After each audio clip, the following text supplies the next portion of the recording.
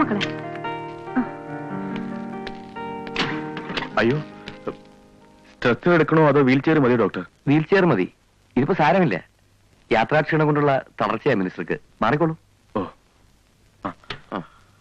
ഒന്ന് പിടിച്ചു. പതുക്കെ പതുക്കെ തലയൊന്ന് നിർത്തി. മതി. പതുക്കെ.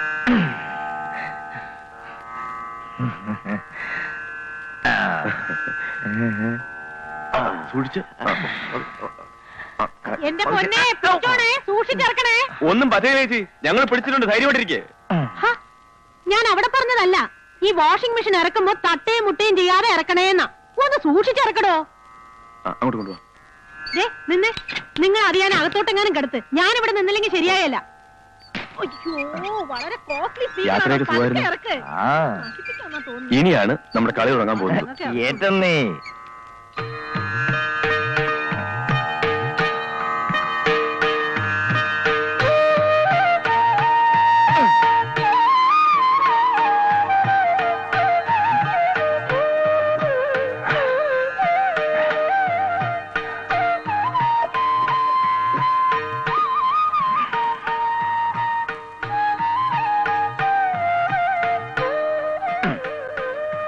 മുഖ്യമന്ത്രി ചികിത്സയ്ക്ക് പോയപ്പോഴും വന്നപ്പോഴും ഒക്കെ എത്രയാളാ എയർപോർട്ടിൽ കൂടിയത്? യാത്രയാക്കാൻ സ്വീകരിക്കാനും ഒക്കെ. ഞാനൊരു മന്ത്രിയല്ലേ. ചേട്ടൻ വിഷമിക്കാതെ. എന്നാലും ഞാൻ വന്നിറങ്ങിയപ്പോ ഒരു പട്ടി പോലും വന്നില്ല എന്നെ സ്വീകരിക്കാൻ. അതിന് ഞങ്ങൾ വന്നില്ല ചേട്ടാ. അതുപോലെ ഞാൻ നിങ്ങളുടെ കാര്യമല്ല പറഞ്ഞത്, മറ്റേ ഗ്രൂപ്പിലെ പട്ടികളുടെ കാര്യമാണ് ഞാൻ പറഞ്ഞത്. ചേട്ടാ, ഇത്രയൊക്കെ ആയ സ്ഥിതിക്ക് ഇനി മുഖ്യനുമായിട്ട് നമ്മൾ ഒത്തുപോകുന്ന യാതൊരു പ്രശ്നമില്ല. ഇല്ല, ഒരു 6-7 MLA-മാർ ഒരു കാലം അപ്പുറത്തും ഒരു കാലം ഇപ്പുറത്തുമായിട്ട് നിൽക്കുക. നമ്മൾ അവരെ വലിച്ച് ഇങ്ങോട്ടിടുന്നു, എന്നിട്ട് മുഖ്യനെ വലിച്ച് താഴെ ഇടുന്നു. ഓ, അത് വല്ലതും നടക്കുവോ? എനിക്കിത് കേൾക്കുമ്പോഴാ എന്റെ അരിശം വരുന്നത്. 2 കൈയും കൂട്ടിപ്പിടിച്ച് ഉച്ചക്കൊരെണ്ണം തന്നാലുണ്ടല്ലോ. ഞാനെന്ത് തീർന്നു? അത്ര തന്നെ. തമാശ കളിന്റെ പൊന്നി ചേട്ടാ. ഇനിയിപ്പോ ഗോവിന്ദമേനോനെ ഇറക്കിയിട്ട് പകരം ചേട്ടനെ മുഖ്യമന്ത്രി ആക്കുന്നത് വരെ ഫൈറ്റ് ചെയ്യാനാ ഞങ്ങളുടെ തീരുമാനം. ഫൈറ്റ് ചെയ്യാനുള്ള ആരോഗ്യം എനിക്കില്ല. ഫൈറ്റ് ചെയ്യാൻ എന്തിനാ ആരോഗ്യം? അതിന് ചേച്ചിയില്ലേ കൂടെ? പിന്നെ ഞങ്ങളൊക്കെ ഉണ്ടല്ലോ. അയ്യോ, എനിക്ക് വയ്യ. നിങ്ങൾക്ക് ഇത്രയല്ലേ പറ്റിയുള്ളൂ മനുഷ്യ. ചികിത്സയും കഴിഞ്ഞ് വന്നപ്പോ ഒടിഞ്ഞു മടങ്ങിയിരുന്ന ഗോവിന്ദമേനോൻ ഇപ്പൊ പയറ് പോലെയാ ഓടിപ്പാഞ്ഞ് നടക്കുന്നത്. അതെ, ചുമ്മാതല്ല. അങ്ങേര് 4 നേരം നീന്തിട്ടാ. അങ്ങേര് നീന്തിട്ടാണെങ്കിൽ ഇങ്ങേരും നീന്തും. അയ്യോ,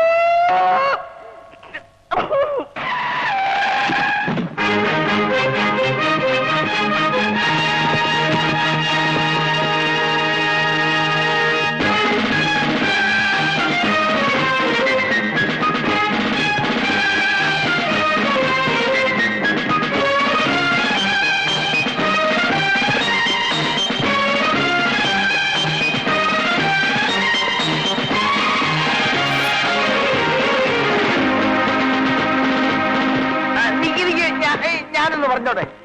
എന്റെ പൊന്നു സുലേനെ, എനിക്ക് നീന്താൻ വയ്യ. പിന്നെ നിങ്ങൾ വെള്ളമില്ലാത്തടത്ത് കിടന്ന് നീന്തുന്ന ഞാൻ എത്ര തവണ കണ്ടിട്ടുള്ള. ഒന്ന് നീന്ത് മനുഷ്യ. അയ്യോ, ചോണ്. അയ്യോ,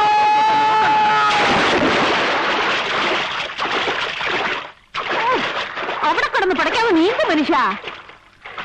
അങ്ങനെ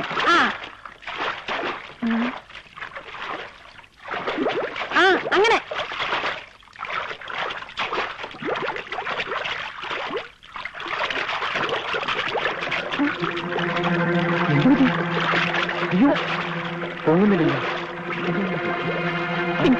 ഒന്ന് ഇറങ്ങി നോക്കണം. എന്ത് പറ്റിയെന്ന് അറിയില്ല. നോക്കിരിക്കാതെ ചാടോ. മന്ത്രിയാണ്, അങ്ങേരെ രക്ഷിക്കണേ. അയ്യോ, എന്ത് പറ്റി ചേട്ടന്? അയ്യോ,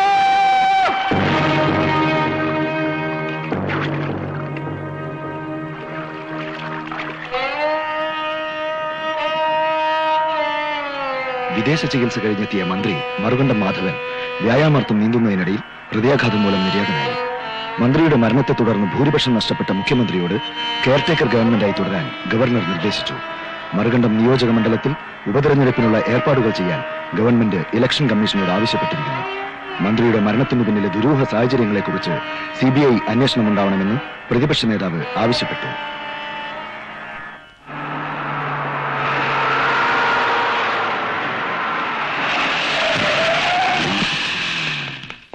നമസ്കാരം സാർ. നമസ്കാരം നമസ്കാരം. ആ എല്ലാവരും എത്തിയോ? സാർ.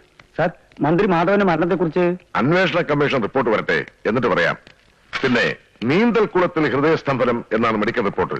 അതൊക്കെ നിങ്ങൾ പറഞ്ഞതല്ലേ? മരണത്തിന്റെ പിന്നിലെ ദുരൂഹതകളെ കുറിച്ച് ദുരൂഹമായ സാഹചര്യങ്ങളിൽ സംസ്ഥാനത്ത് ഒരു മന്ത്രിയുടെ മരണം ഇത് ആദ്യമായിട്ടാണ്. ഇതിന്റെ പിന്നിൽ ആരെങ്കിലും ഉണ്ടെന്ന് തെളിഞ്ഞാൽ കർശനമായ നടപടി ഉണ്ടാവും. സാർ, അങ്ങേക്ക് എന്തെങ്കിലും തുമ്പ് കിട്ടിയിട്ടുണ്ടോ? തുമ്പോ? അല്ല, കേസിന്റെ തുമ്പ് എന്തെങ്കിലും? തുമ്പുണ്ടോ വാളുണ്ടോ എന്നൊക്കെ മണപ്പിച്ചടക്കാൻ ഞാനെന്താ പോലീസ് പട്ടിയാ? സാർ, മന്ത്രിയുടെ മരണത്തിൽ അങ്ങേക്കും പങ്കിടുന്നൊരു സംസാരം ഉണ്ടല്ലോ. എന്തോന്ന് പങ്ക്? മരണമെന്നൊക്കെ പറഞ്ഞാൽ ഇതെന്താ പങ്കച്ചോടാണോ?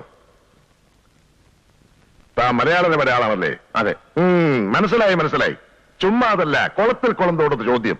എടോ, താൻ കോട്ടയത്ത് എന്ന് തന്റെ പത്രപോലാളെ അച്ചാരോട് പറഞ്ഞേര്, ഈ ഗോവിന്ദമേനോൻ ശത്രുക്കളെ വെള്ളത്തിൽ മുക്കിക്കൊല്ലുന്ന ജലപ്പിശാചെന്ന് വലന്ന്. എന്തിനാണോ അയാളിപ്പോ എന്റെ കുഴിതുകൊണ്ടാ ഇറങ്ങിയിരിക്കുന്നത്? ഇത്രയും കാലം ചോദിച്ചതൊക്കെ ചെയ്തു കൊടുത്തതിന്റെ പ്രത്യുപകാരമായിരിക്കും എന്നോട് ചെയ്യുന്ന ചെയ്ത്. അതല്ലേലും ഒരു ജാതി റബ്ബറിന്റെ സ്വഭാവമാ അല്ലേടോ? അങ്ങോട്ട് വേണേല അങ്ങോട്ട്, ഇങ്ങോട്ട് വേണേല ഇങ്ങോട്ട്, എങ്ങോട്ട് വേണേ വളയും. സാർ, ഉപതെരഞ്ഞെടുപ്പ് സ്ഥാനാർത്ഥി ഇന്നും തീരുമാനിക്കും. ഹൈക്കമാൻഡിന്റെ ഒബ്സർവർ വന്നിട്ടുണ്ട്. എനിക്കൊരു അല്പം തിരക്കുണ്ട്. നിങ്ങളെയൊക്കെ പിന്നെ കാണാം. ശരി. ഈ ഇരിപ്പിരിക്കാൻ തുടങ്ങിയിട്ട് നേരം കുറെ ആയല്ലോ. വന്നല്ലോ. നമസ്കാരം. നമസ്കാരം. ഇരിക്കൂ. എവിടം വരെയായി നിങ്ങളുടെ ചർച്ചകൾ? ഞങ്ങൾ ചില ഡിമാൻഡുകളൊക്കെ വെച്ചിരുന്നു. വെച്ചിട്ടുണ്ടെങ്കിലേ വെച്ചിടത്ത് തന്നെ കാണും. അവിടെ ഇരിക്കടോ. മിസ്റ്റർ നമ്പ്യാർ സംസാരിക്കട്ടെ. 10-15 വർഷം നമ്പ്യാർ സാറിന്റെ കയ്യിൽ നിന്ന സീറ്റാണ്. ഇദ്ദേഹത്തിന് നിൽക്കാൻ പറ്റാതെ വന്നപ്പോഴാണ് മറുകണ്ഠ മാധവന് കൊടുത്തത്. കഴിഞ്ഞ തവണ നമ്പ്യാർക്ക് നിൽക്കാൻ പറ്റാഞ്ഞതേ ആരും സീറ്റ് തട്ടിപ്പറിച്ചിട്ടൊന്നുമല്ല. അഴിമതി ആരോപണത്തിന്റെ പേരിൽ മന്ത്രിസ്ഥാനം രാജിവെക്കേണ്ടി വന്ന ആളിന് ആരോപണത്തിന്റെ ചൂട് മാറുന്നതിന് മുമ്പ് പിന്നെയും സീറ്റ് കൊടുക്കണ്ടെന്ന് ഡൽഹിയിൽ നിന്ന് ഉത്തരവ് വന്നിട്ടാ. പഴയ കഥയൊന്നും പറഞ്ഞാലും മിടുക്കരാവാൻ നോക്കണ്ട. ഇപ്പൊ സീറ്റ് വീണ്ടും ഒഴിഞ്ഞ സ്ഥിതിക്ക് ക്ലെയിം നമ്പ്യാർ സാർ തന്നെയാ. ഇനി അത് തട്ടിയെടുക്കാമെന്ന് ആരും വിചാരിക്കണ്ട. ഒട്ടും സമ്മതിക്കത്തുമില്ല. അതെന്താ, സീറ്റ് നമ്പ്യാരുടെ കുത്തകയാണോ? മരിക്കുന്നതിന് മുമ്പ് എനിക്കും ഒരു തവണ മത്സരിക്കണമെന്നുണ്ട്. എനിക്കുണ്ട് ക്ലൈം. ഞാനും ഒരു തവണ അവിടെ അസംബ്ലിയിലേക്ക് മത്സരിച്ചതാ. മത്സരിച്ചിട്ടെന്താ, തോറ്റില്ലയോ? തോറ്റതല്ല, തോപ്പിച്ചതാ. ഈ ഇരിക്കുന്ന നിന്റെ ഗുരു നമ്പ്യാരാ അന്നെന്റെ കാല് വാരിയത്. കാല് വാരിയ പാടാൻ നിലം തൊടാതെ വീണില്ലേ? അതെ, കൃഷ്ണവിളച്ചന്റെ കാലിന് ബലമില്ലാഞ്ഞിട്ടാ. ഇപ്പോഴാണെങ്കിൽ കാലും കുഴിയിലുമായി. പോരാഞ്ഞിട്ട് അരിസസും വാദവും കാറ്ററാക്റ്റും. ഈ വയസ്സാം കാലത്ത് വല്ല പിണ്ണതൈലവും തേച്ച് കൊച്ചുമക്കളെയും കളിപ്പിച്ച് വീട്ടിലങ്ങനെ ഇരുന്നാ പോരെ? വെറുതെ മനുഷ്യനെ മെനക്കെടുത്ത് ഇങ്ങോട്ട് പോരും. എടോ ജയമാല, നിന്റെ അച്ഛൻ ബട്ടർ കൊച്ചുകേശവൻ കളക്ടർ സാഹിബിന്റെ മദാമയുടെ കാല് തിരുമ്മിയും അരക്കളപ്പേരയിലെ ആട്ടുസൂപ്പിന് ഉപ്പ് നോക്കിയും സായിപ്പും കുഞ്ഞിന്റെ അപ്പിവാരി നടന്ന കാലത്ത് പഠിത്തവും പള്ളിക്കൂടവും ഉപേക്ഷിച്ച് ബ്രിട്ടീഷ് പോലീസിന് തല്ലുകൊണ്ട് ജയിലിൽ കിടന്നിട്ടുള്ളവരാ ഞാനൊരു കൃഷ്ണപിള്ളച്ചേട്ടനൊക്കെ. ഇന്ന് ബട്ടർ കൊച്ചുകേശവൻ ജീവിച്ചിരിപ്പുണ്ടെങ്കിൽ അയാളെ തലമുടി തെറിച്ചേനെ ഇതുപോലെ. അയാൾക്കും പിടിപെട്ടേനെ വാദവും അരിശസും ഒക്കെ. ഹൈക്കമാൻഡിന്റെ തീരുമാനം വല്ലതുണ്ടെങ്കിൽ പിന്നെ എന്തിനാ ഈ ചർച്ച ഇങ്ങനെ നേടുന്നത്? ദേ ഇരിക്കുന്നു വർക്കിംഗ് കമ്മിറ്റി. രഹസ്യമായി ചില ഇടപാടുകളൊക്കെ ഉള്ളതല്ലേ? ചോദ്യങ്ങൾ ഇങ്ങോട്ടും ആവാം.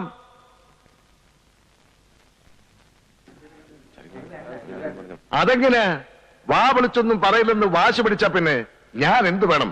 അന്നാക്കിലിട്ട് കുത്തണോ? നിങ്ങൾ രണ്ടാളുടെയും കൂട്ടും കൂടിയാട്ടവും ഒക്കെ ഞങ്ങൾ ഒരുപാട് കണ്ടതാ. സസ്പെൻസ് വേണ്ട. എന്താ ഹൈക്കമാൻഡിന്റെ നിലപാട്? നമ്പ്യാരുടെ ക്ലെയിം ഹൈക്കമാൻഡ് അംഗീകരിക്കുന്നുണ്ട്. പക്ഷേ എന്തോന്ന് അവിടെ ഇരിക്കടോ.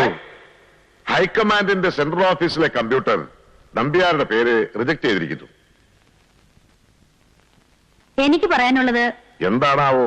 സാമുദായികമായി ഞങ്ങൾക്ക് മുൻതൂക്കമുള്ളതുകൊണ്ട് സീറ്റ് എനിക്ക് തന്നെ തരണമെന്നാണ്. അയ്യോ, മുൻതൂക്കത്തിന്റെ വിശേഷമൊക്കെ പറയാതെ തന്നെ ഞങ്ങൾക്ക് അറിയാവേ. പറഞ്ഞു തീരട്ടെ പറയാമേ. അവിടെ ഇരിക്കേ.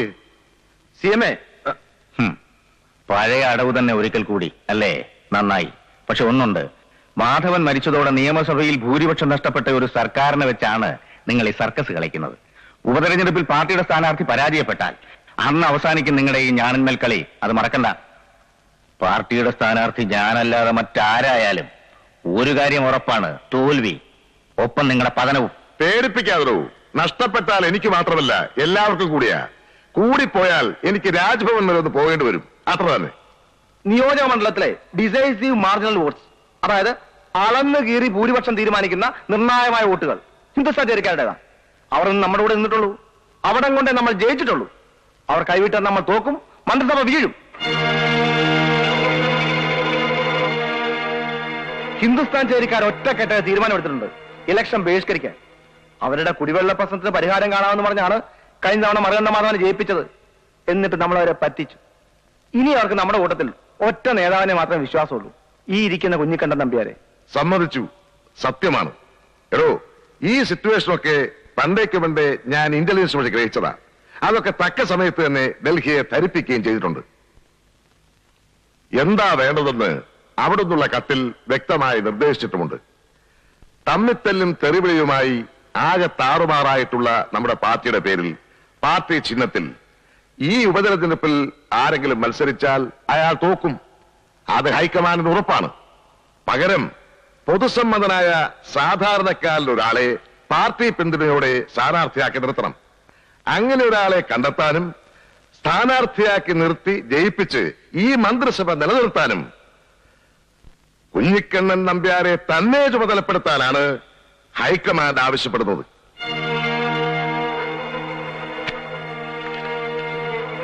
ഇത് പാർട്ടി തീരുമാനങ്ങൾ അംഗീകരിക്കുവാനും പാർട്ടിയെ ശക്തിപ്പെടുത്തുവാനും നമ്പ്യാരോട് അഭ്യർത്ഥിക്കുന്ന പാർലമെന്ററി ബോർഡിന്റെ കത്ത്. പാർട്ടിയുടെ നിർദ്ദേശം ഞാൻ അംഗീകരിക്കുന്നു.